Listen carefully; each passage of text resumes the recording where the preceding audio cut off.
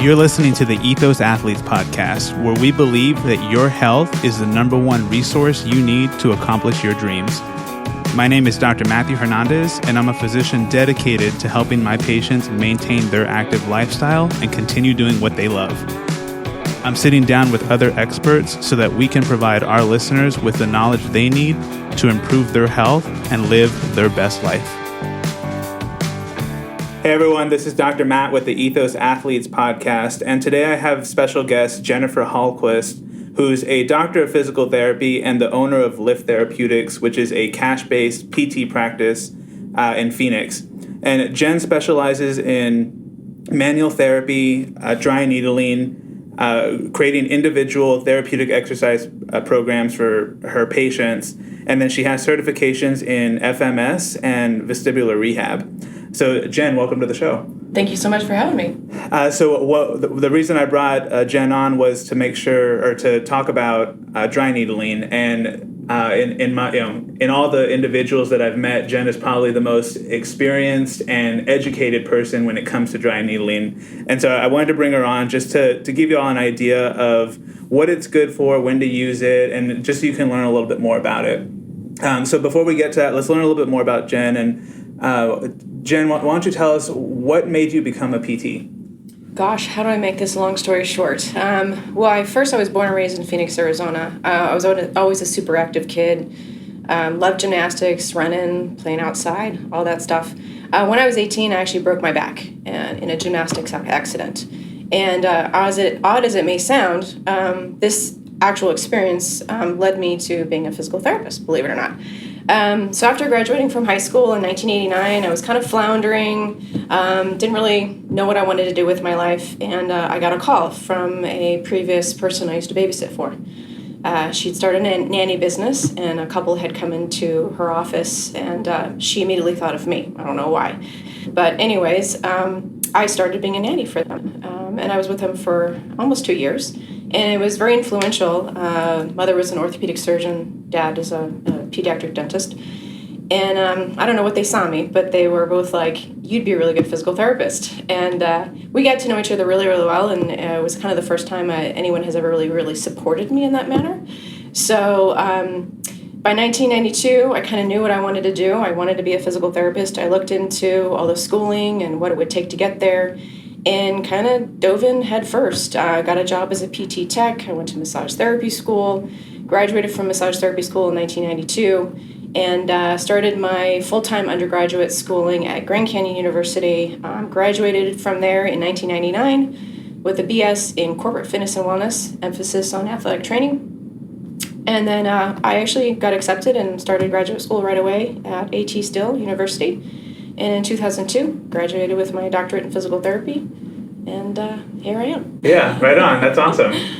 Now, in addition to being a physical therapist, one of the things that I like about Jen, especially when it comes to working with CrossFit athletes, is that you're actually a CrossFit athlete yourself, and you've actually been to regionals. So what got you into CrossFit, and tell me a little bit more about your experience as a CrossFit athlete. Yeah, so back in 2009, I was kind of digging myself out of a deep, dark hole. I want to say I was about 160 to 170 pounds.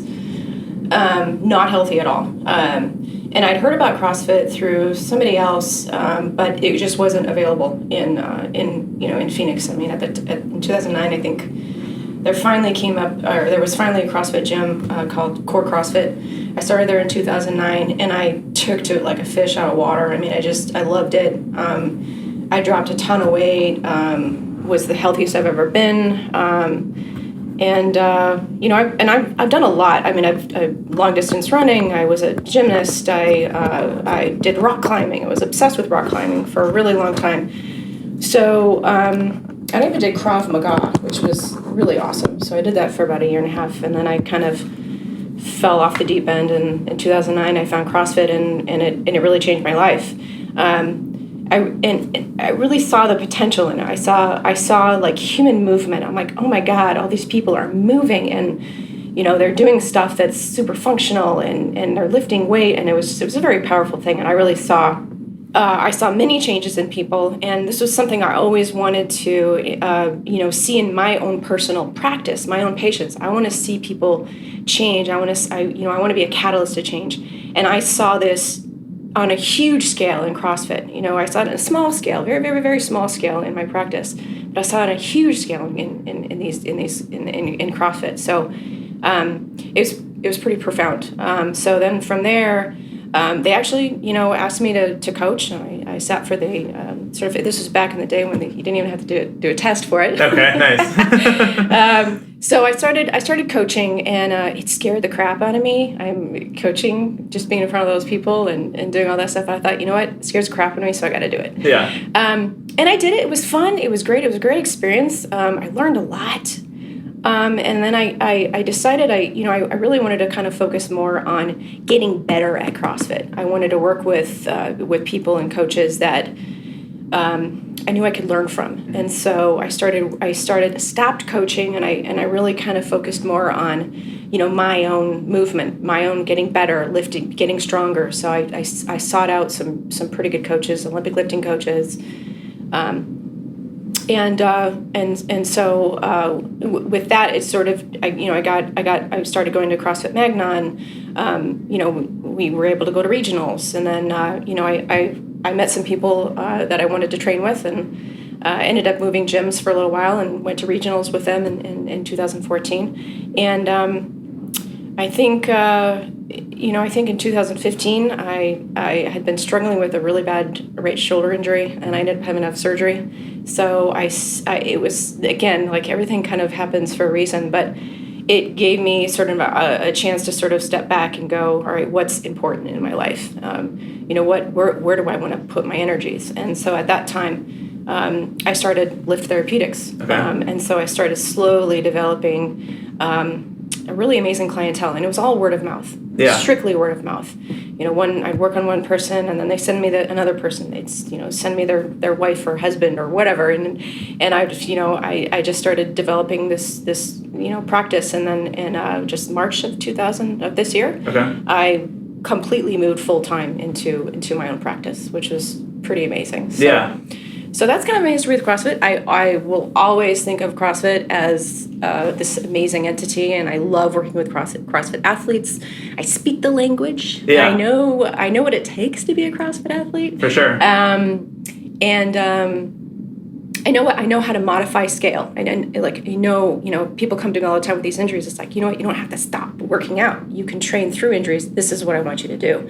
Instead, yeah. This is how I want you to scale, modify, things like that. So I always tell people I speak the language, and I walk the talk and talk the walk. Yeah, for sure. I like it. So you've been able to go and take your training with physical therapy, all the certifications that you've received with dry needling, your experience as a CrossFit coach and athlete, and you've kind of made it unique in the way that you practice, right? And so tell me a little bit about what your general approach is when it comes to, if you have a CrossFit athlete, or if you have a patient sitting in front of you, what are the ways that you approach that patient in general? Like, what are the things that you're looking for and that you're wanting to help them with? That's a really good question, and one that I think about a lot. Yeah.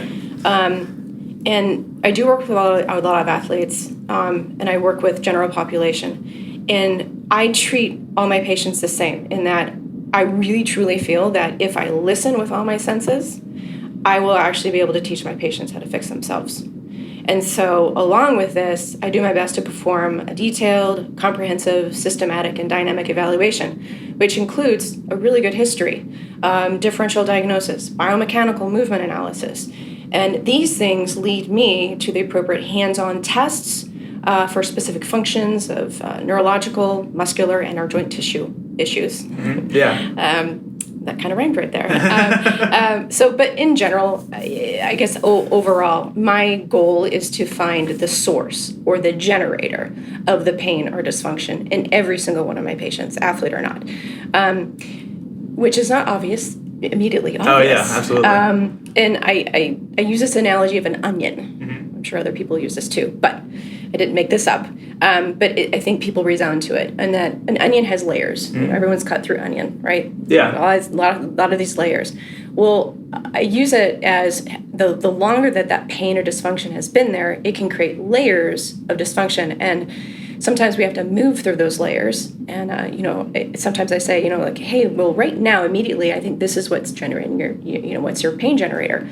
However, I'm going to treat this, and if we're not making a change, we gotta go back to step one and figure this out. And sometimes I'll peel off a layer and go, what? I didn't know that was there, kind of thing. And so then we have to treat it. We have to fix it. So this is a continual process. Mm-hmm. It's not just one and done. Yeah. You're constantly reevaluating with every single session. When I specifically work with athletes, when I took my first course with Sue Falsoni, she is an athletic trainer. She's a physical therapist and athletic trainer. So when I started taking her courses, that's what kind of completely changed the way that I practice and treat, specifically athletic injuries. Okay. After I started taking her courses, the benefits I was seeing with my athletes were exponential. Okay. So a little shout out to Sue Falsoni, Structure and Function. Yeah, got you where you are today. That's awesome. Yeah. So let's get into talking about some dry needling. So the first question I have is why is dry needling something to get excited about?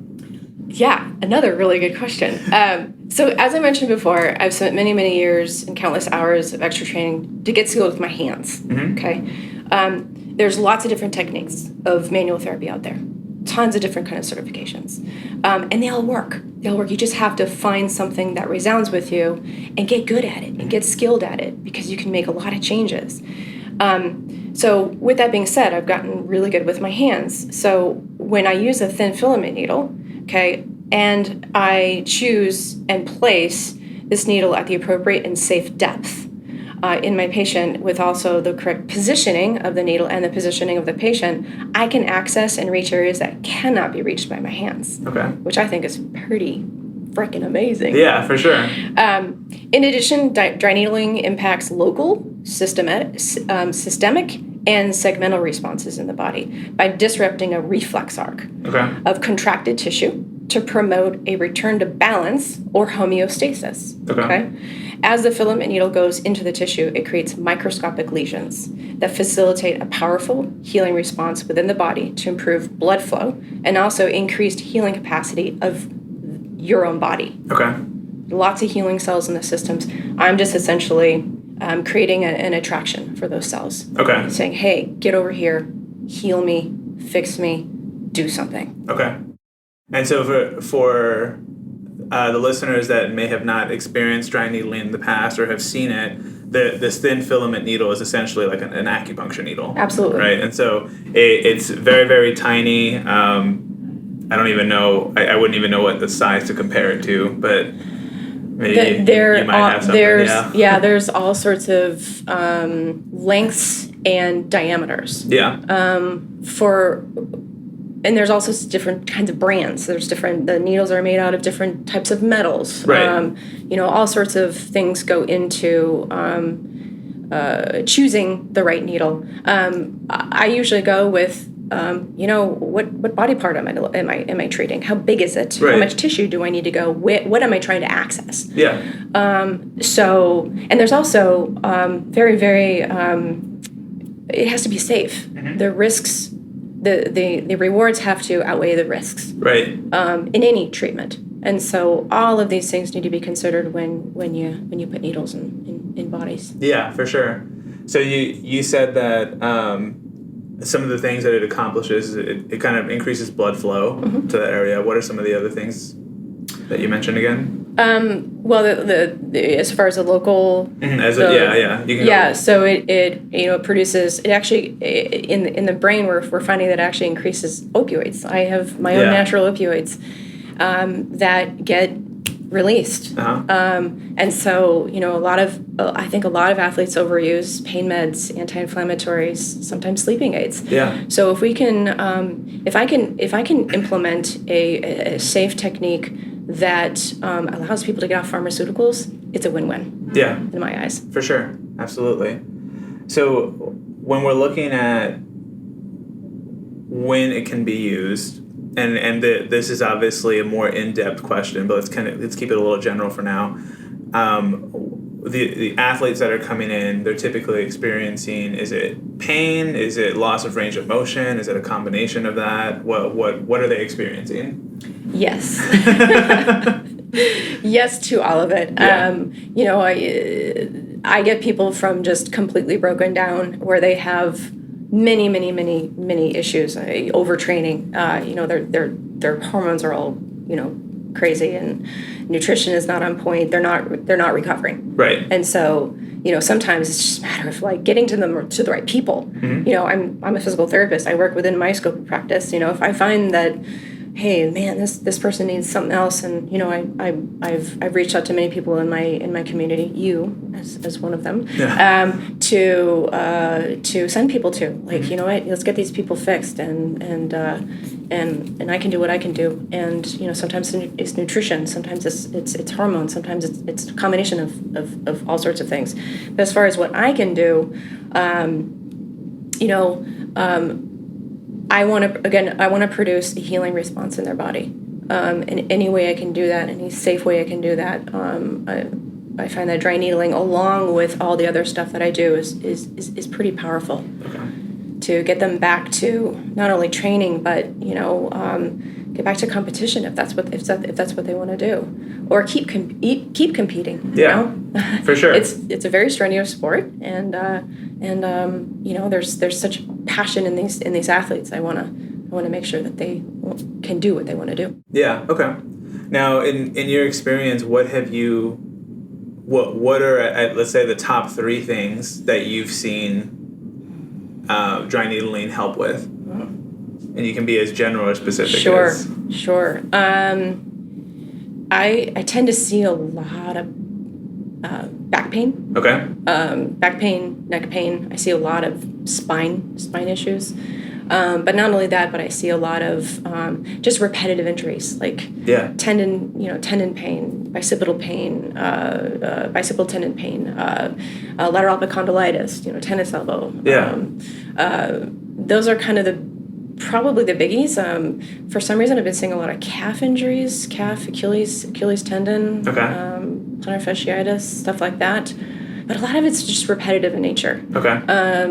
Occasionally, I'll see an acute injury, mm-hmm. which is obviously a little bit different in how you approach it and how you treat it.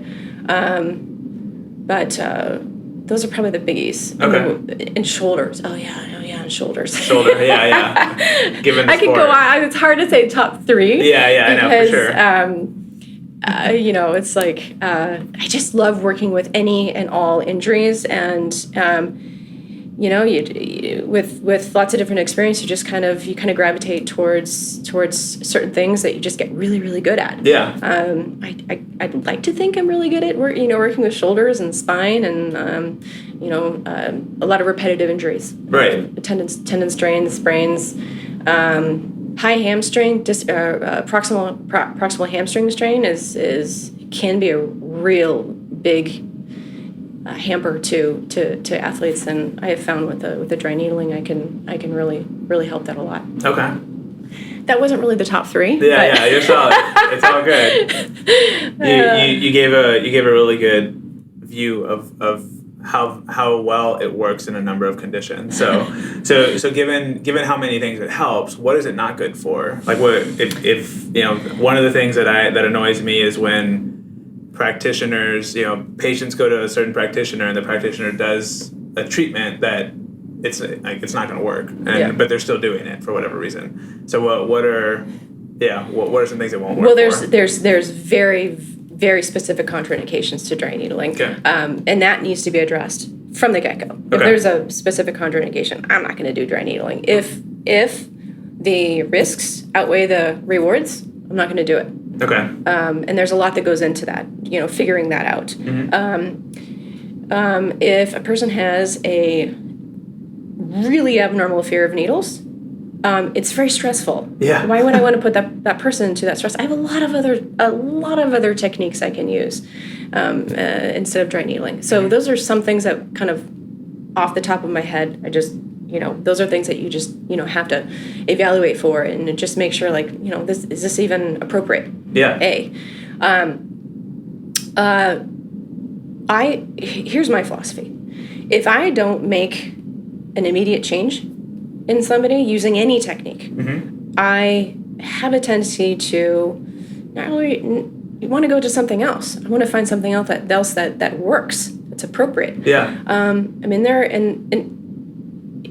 If I'm not seeing a big difference within a couple of visits, I'm not finding the pain generator. I'm not finding the source of the pain. Right.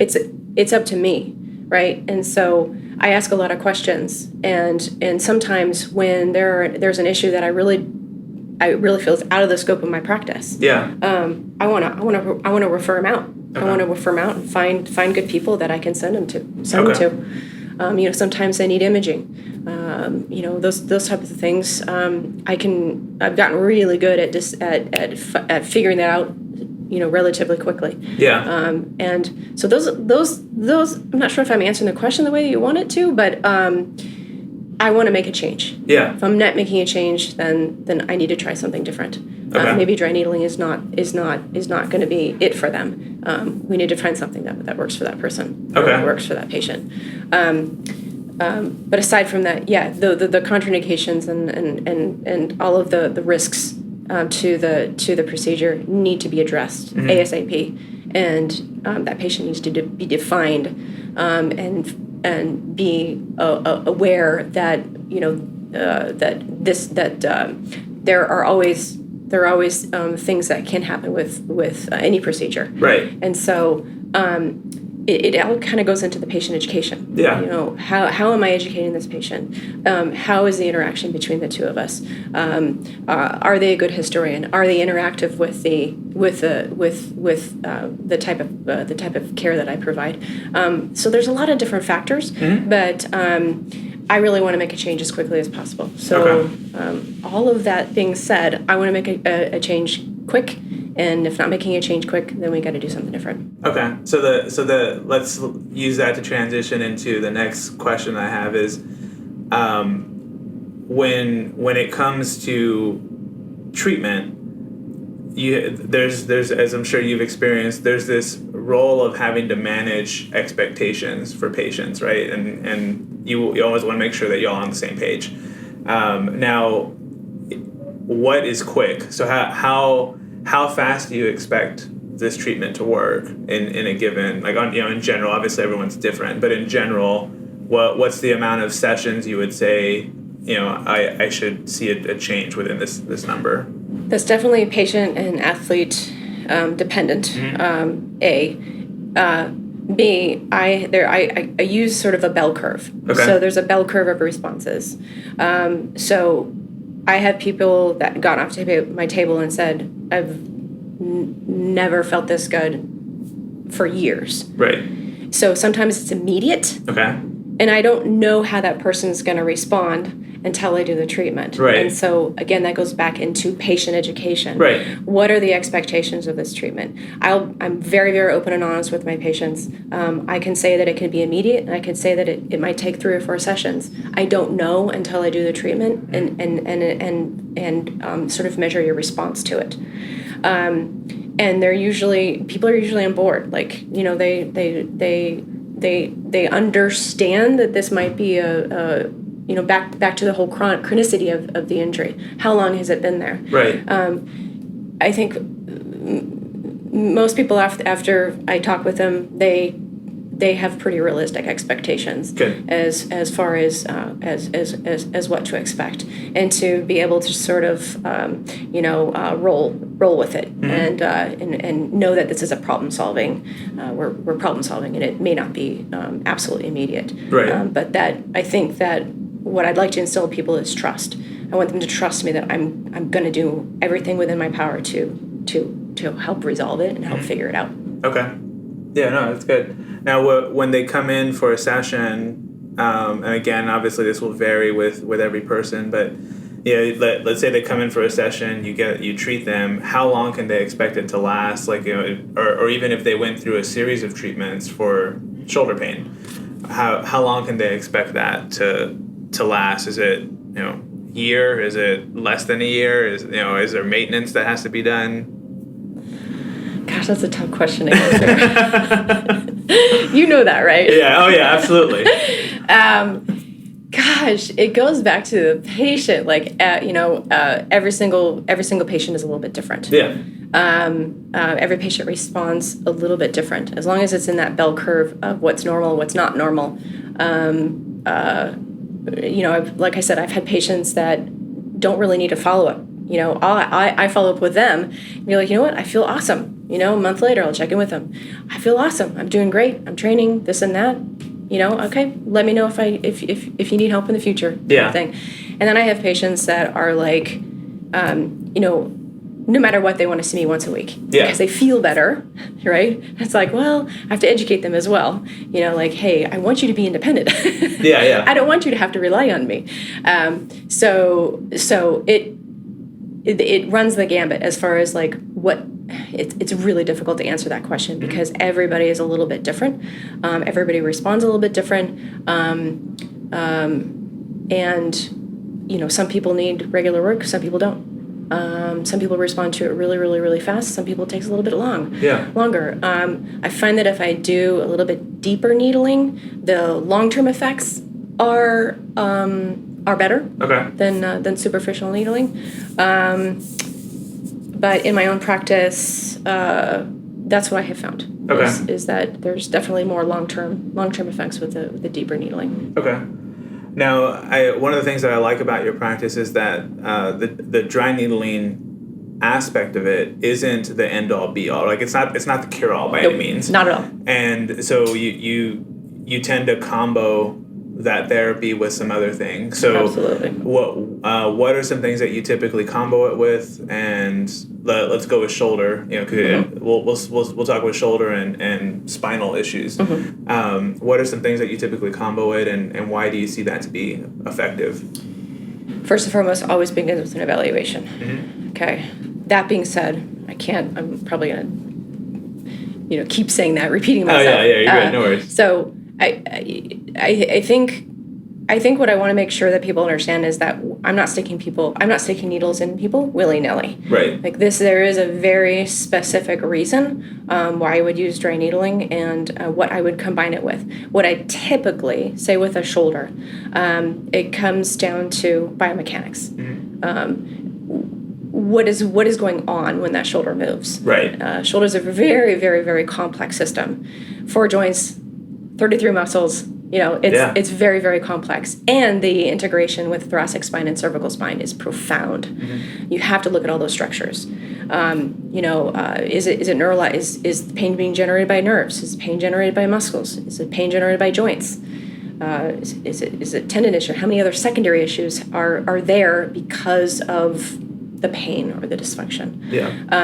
But what I combine the dry needling with is sometimes I'll do some needle manipulation. Okay. Sometimes I'll do some, and that means winding. So I'll turn the needle, or I might even fan the needle. So kind of gently pull the needle out, not all the way, redirect it, and then very gently push it in another direction. Okay. It kind of depends on how the muscle's responding. And how I'm feeling, what am I feeling in the tissues as this is happening. Sometimes I'll do pneumatic cupping. Kind of depends on whether or not I want to have more circulation, more cellular circulation in that area. I might use some static cupping. I might use some dynamic cupping. I might put the cups on and have the patient move. Right. There's always soft tissue. Always combine soft tissue. And soft tissue is hands-on, okay? Hands-on manipulation of muscles, tendons, those types of structure, the fascial system. All of that needs to be addressed along with the dry needling, as far as in my practice. Okay. In my practice. I'm only speaking of my practice. Yeah, for sure. And there's always sort of a re-education. How am I going to reconnect this change to the brain? How is this brain going to control this new change that I just made in this tissue? So I have to sort of follow up with some very specific Maybe neuromuscular reeducation. Maybe it's a very specific movement pattern. Maybe it's like, I want this muscle to keep turning on. Maybe I want the serratus to keep turning on. I don't want the upper trap to keep kicking in. With a lot of shoulder issues, everyone's upper trap dominated. That changes a lot of biomechanics. So I want to, really, really get that patient to notice the change, be the change, and continue with that sort of, whether or not it's range of motion. I want them to keep that new range of motion. I want them to keep the changes that I just made with my either dry needling or soft tissue, joint tissue mobilization. So that goes into the individualized therapeutic exercise program. Yeah. It needs to be individual. There's no cookie cutter approach. Right. You're different than me. I'm different than anybody else, and we all have different issues, and they all need to be addressed, and to improve the function. Yeah. Now, one thing that we talked about earlier that I kind of wanted to clarify was we talked about there being risks that are involved with this. Now, at the end of the day, this is a very safe treatment for the most. There's a few things here and there that you obviously don't want to hit with a needle, like a sciatic nerve or something like that. But it's a safe procedure, and Yes. Right. Correct. So, what's if a patient does experience any kind of like discomfort from this, what is causing that, or what's the reason for the discomfort? In my practice, and I've talked to a lot of people about this, I don't know what it is about this physiological attributes of certain people, but I have found people that have really low resting blood pressure, really low body fat, blonde or red hair, okay, or blue eyes, very fair skin complex. Yeah. They tend to have a more than clinically desired pain levels. Okay. Shall I say? And I, as a clinician, need to be aware of that and change directions in a matter of seconds based on the patient. Okay. So, have I ever taken needles out quickly? Absolutely. Right. Have I ever had to, have some deep, dark discussions with my patients regarding their pain levels and things like that? Yes, absolutely. For the most part, I think people tend to, it's a quick, if it is discomfort, it's usually, I would say 90% of the time, a very quick there and gone sensation. Yeah. It's a grab and oh, and then it's gone. Mm-hmm. And then they'll feel like, oh my gosh, like I feel more blood flow, or they'll usually tell me like, some physiological changes that they're aware of. Yeah. I'm constantly talking to my patients. Constantly. How is that feeling? What did that? It's. I'm always gauging during the treatment. My patients are never alone. Right. I never put needles in them and leave them alone. Okay. This is an ongoing procedure. It's hands-on. It's it requires a very attentive practitioner. Yeah, absolutely. So that being said, things need to be changed. I need to change, based on how the patient is responding, and I need to understand like what's an abnormal response and what's a normal response, and talk to my patients. It's at the end of the day, it's their body. Yeah. If they want me to take the needles out, I'm going to take the needles out. Yeah. I'm not going to force anything on anybody. So. Okay. You have to give consent to this treatment. Yeah, absolutely. Yeah, it is good to get permission before you do anything. Always. And so I will say I also do dry needling in my practice as well, and I've received it a number of times at this point. It's it really is safe. From the practitioner side, there's a few things that you want to avoid doing, but any good practitioner will know that. And for me, the only time that it's a little discomfort or a little uncomfortable for me is when you hit that twitch response, right? And that's, you want to be able to do that because that's when you know that you're actually in the right spot and the treatment's working. And so this twitch response, do you want to describe what that is? Best way I can describe it is it's like a quick grab.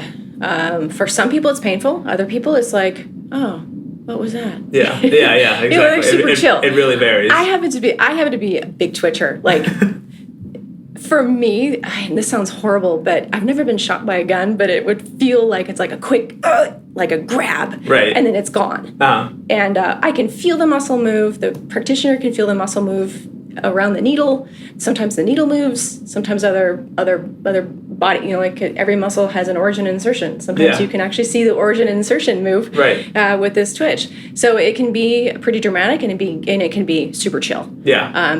And again, it's based on the person. Right. Based on the person's response. So it's hard to explain. It's kind of one of those things you kind of have to experience. Yeah, absolutely. And I mean, even with me, there's definitely muscles that I've had needled and it got a good twitch, but the pain level wasn't really anything. Yeah. So Just to piggyback on that, as far as it being a safe technique. Yeah. I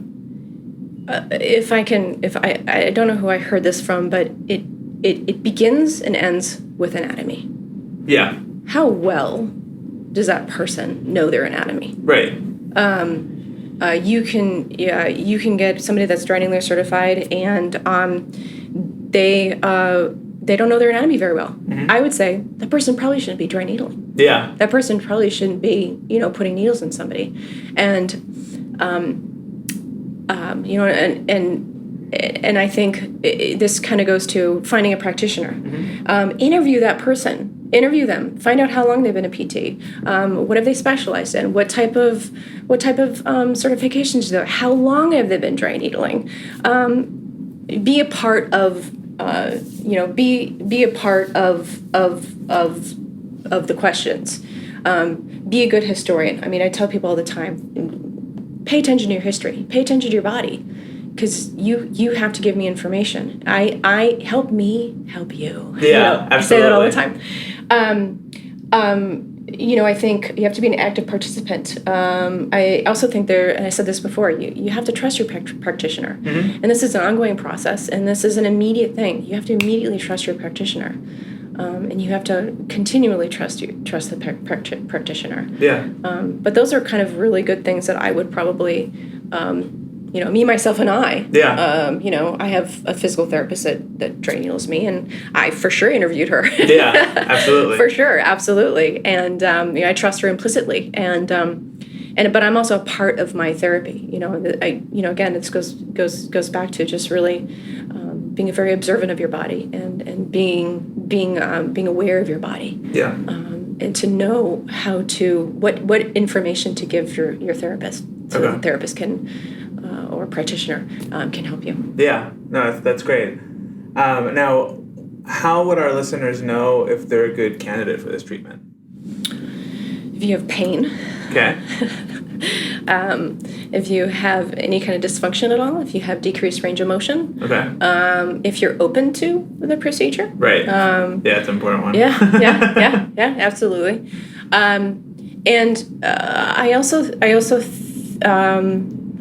I also have a lot of patients that have tried a lot of different things. Yeah. A lot of different things. And as a practitioner, I think it's important to understand and be aware of what all the things that they've tried and why they didn't work. Why didn't they work? Was it, there's lots of things that goes into why something doesn't work or why something does work.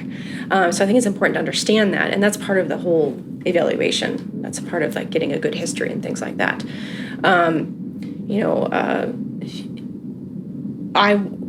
I only want to use dry needling if it's going to be safe and if it's going to be effective, and so that person needs to be part of the treatment. Yeah, I can't emphasize that more. I think I probably said that a million times already. No, you're good. No worries. And then when you look at an injury now, let's say somebody has a shoulder injury, and at the most patients, if they just know that they have shoulder pain, right?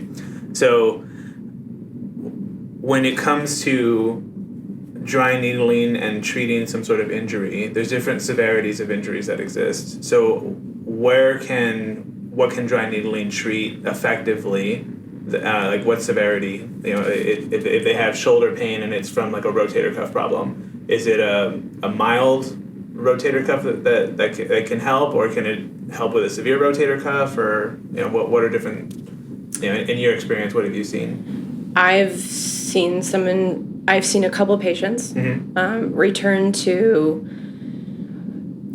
functional, their function. So it kind of goes back to the patient's goals. Yeah. So I have a patient that has a completely torn rotator cuff. Mm-hmm. He's decided he does not want to have surgery. He's 87 years old, doesn't want to have surgery. All he wants to do is be able to play golf. Okay. That's all he wants to do. Yeah. So he knows he has a tear. He knows, he can't put a cup in the cupboard, but he doesn't really care. He wants to be able to play golf. Okay. Okay. So, there are definitely, people that that they need surgery. They just don't want to have surgery. Yeah. So it's a matter of just understanding those patients' goals and working within the framework of their goals and doing the best I can do to implement treatments that are effective for them. Okay. I find that with that type of situation, it's more exercise based. Right. Because we've got to ramp up, all the other muscles and get the other muscles kind of working and things like that. So that's one case scenario. Yeah. There's high level athletes that that have full tears. Can I help? Will that be fixed with dry needling? Right. No, it's not going to get fixed with dry needling. As with any tear, there's always secondary things. Can I impact those secondary things? Absolutely. Okay. Absolutely. But again, it's patient dependent. Does the patient want to have surgery? Are they a surgical candidate? Can other things help? Like PRP, stem cells, right? Is that an option? There's all sorts of different factors. But as far as like using dry needling can help from anywhere from an acute injury to a chronic injury. Yeah. And there's lots of variables that you as a practitioner and you as a patient need to discuss and figure out what's going to be the best case scenario. Okay. Yeah. No, I like that. Now, one of the things that you had mentioned earlier, and I want to use this to kind of help our listeners a little bit as well, is let's say a listener decides, okay, I have this pain, I want to go get treatment. How do they know who to go to? How do they know that the person that's doing it is good? Like, what are some things that you mentioned interviewing that person and finding out some of their certs and their background, training, all that. Sure. Which is fantastic. And I think that's great advice. What are some things they could be looking for? Well, there's Google. Yeah. Google reviews always help, right? Google reviews always help. Word of mouth. I mean, I've built my practice on word of mouth and referrals. So I mean, take that with a grain of salt, though. Yeah. I mean, because it's one of those things that going back to the whole bell curve of response. Not everybody's going to respond the same. Just because somebody had a bad experience with it or had a lot of pain with it doesn't necessarily mean that you are going to have a lot of pain or discomfort with it. Yeah.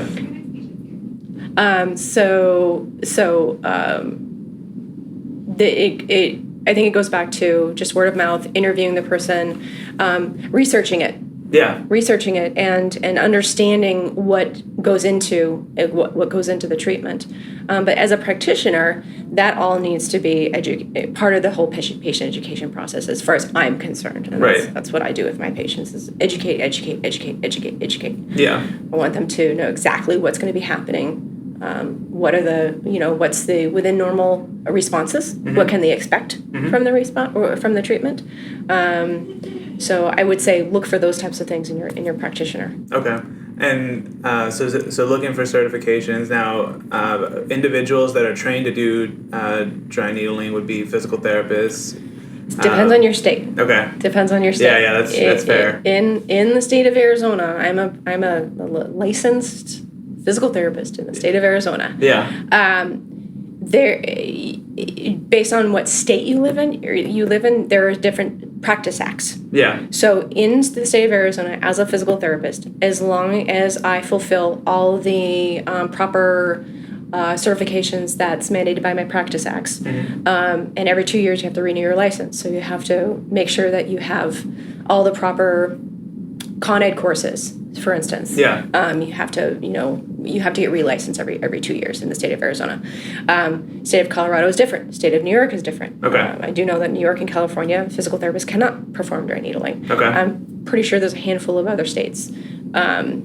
I believe in the state of Florida, it just got passed that physical therapists can perform dry needling. Again, if you live in Florida and you want to pursue this, you have to do your due diligence and find out who can safely perform or who can legally practice this technique. Okay, perfect. And then it's usually the allied health professionals. Right. So medical doctors, nurse practitioners, naturopathic physicians, physical therapists, chiropractors. In some states, athletic trainers. Yeah, I've seen that before. Yeah. So it is state by state as far as who can practice or who can get certified. I myself, I think every 2 years, I have to have 20 Con Ed courses to get recertified. I'm looking back and I'm like, I at least take 200 per year. Yeah, you do way more than that. Yeah. Because every time I talk to you, you're at a new conference. I know. I jokingly say I'm a Con Ed slut, So. I just love learning. I love learning about the different techniques and because I can always take something from every single course. Yeah. I may not, all of it may not resound with me. All of it may not make sense to me. But I can always take something, and it always increases and helps me evolve as a practitioner and to learn the different procedures and the techniques and protocols, things like that. Yeah, no, that's awesome. Cool. So we'll go ahead and summarize this episode really quick. So if you're experiencing any time of joint pain, muscle tightness, low back pain, or any kind of spinal pain, dry needling is definitely an option that is can help you when you're considering looking for if you decide to do this treatment and when you're looking for practitioners. Check their certifications. Don't be afraid to interview them and ask them, what their experience has been, if they have any kind of specialty as far as the joint that they treat, etc. And how long they've been doing it. Make sure to do your due diligence on that stuff. Keep in mind that dry needling isn't the cure-all for everything. So one thing that is probably important, or that I'm sure Jen would agree with, is to make sure that that's not the only treatment that you're receiving. It's a treatment that it works well when it's comboed with other things. So keep that part in mind when you're receiving treatment for this.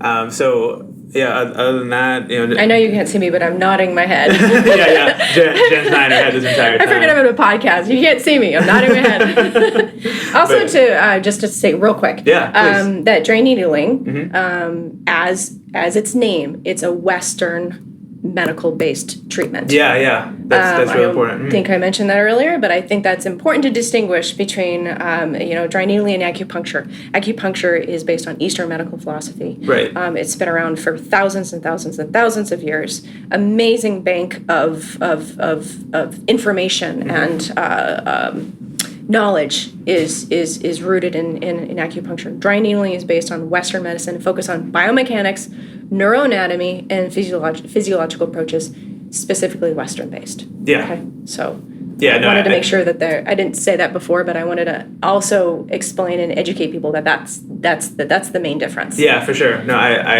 appreciate that. And we're using a thin filament needle, which is a tool. Right. Okay. But we're using it in very different ways.